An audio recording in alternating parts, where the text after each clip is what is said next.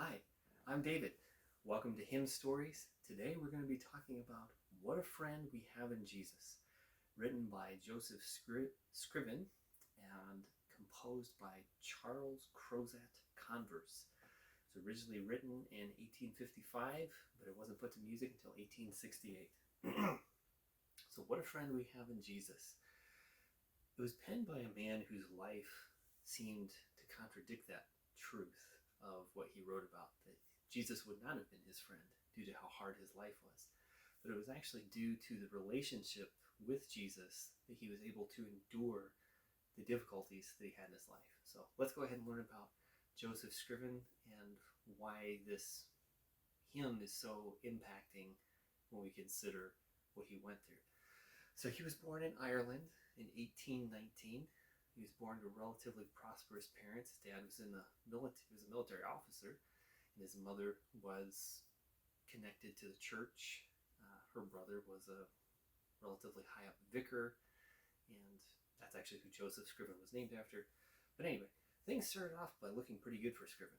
By the age of 24, he had graduated from Trinity College in Dublin, and he was engaged to be married, and things looked good. But from that point forward, things were pretty much hard the rest of his life.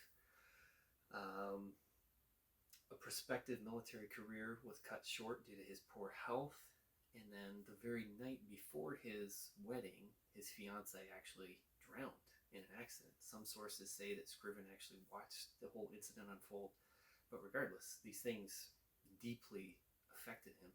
So much so that a couple years later, he actually traveled to Canada. He left his family's faith, the Anglican denomination, joined the Plymouth Brethren, which they're kind of their own denomination, different from the Anglicans. And he went to Canada to help kind of set up this community over in Canada, help them out. And that's where he eventually settled there permanently.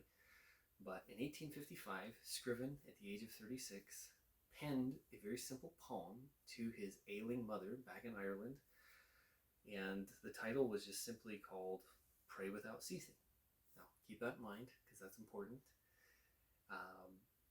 While he was in Canada, afterwards, he fell in love again with another now Canadian girl.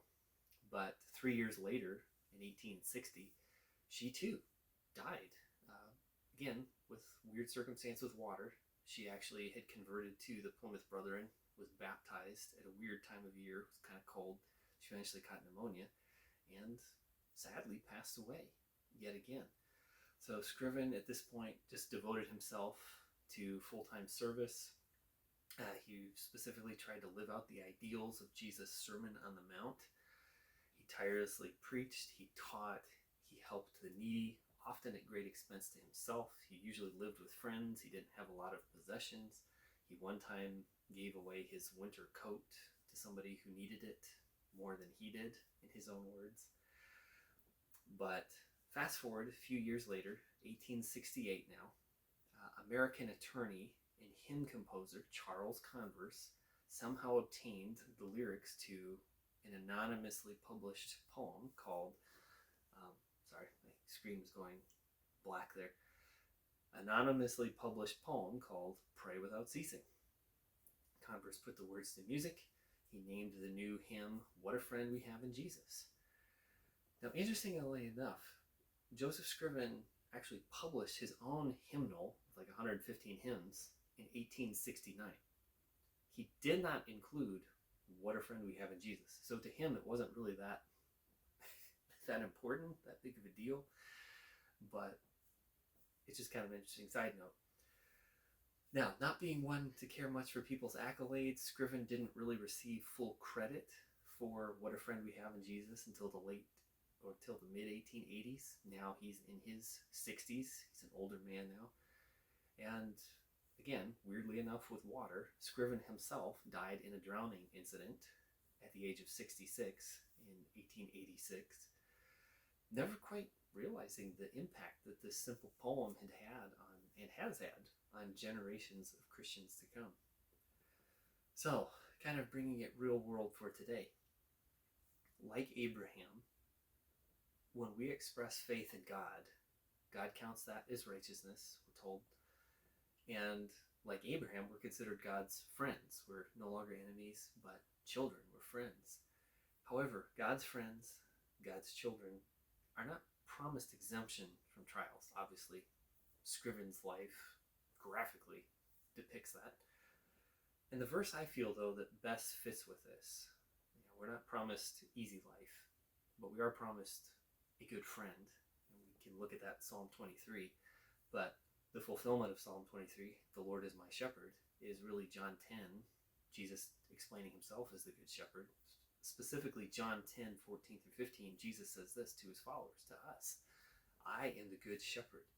I know my sheep know me, just as the Father knows me, and I know the Father. And I lay down my life for the sheep. As believers in Jesus, we have a good shepherd who is our friend. He never leaves us. He never forsakes us. And I hope this encourages you today. It encourages me to know that we have a friend, as the book of Proverbs tells us, who sticks closer than a brother. So remember, hymn stories are his stories. If you learned something from this video, please like it. Please share it, subscribe to the channel. That'd be great. I'm going to go to the musical portion now, where I get out the guitar and we play What a Friend We Have in Jesus. Welcome to the music part of the video.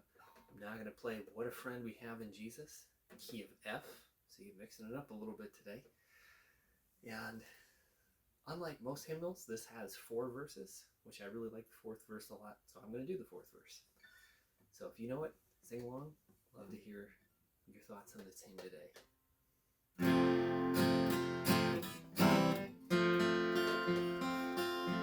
What a friend we have in Jesus, all our sins and griefs to bear. What a privilege to carry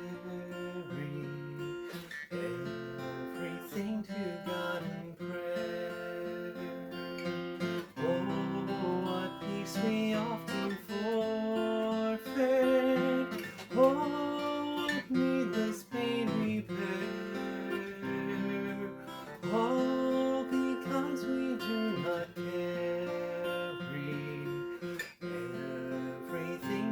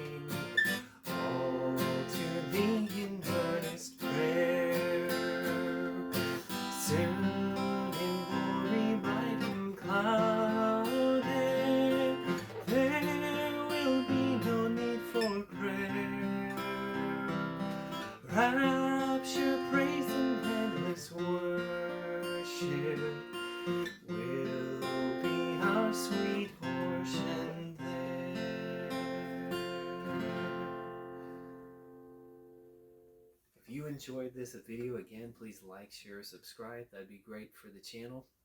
Great for putting out more videos. Please share your favorite line from the hymn, or how this verse and the truths from this hymn have encouraged you today. Share a hymn that you think we should do. Again, hymn stories are His stories.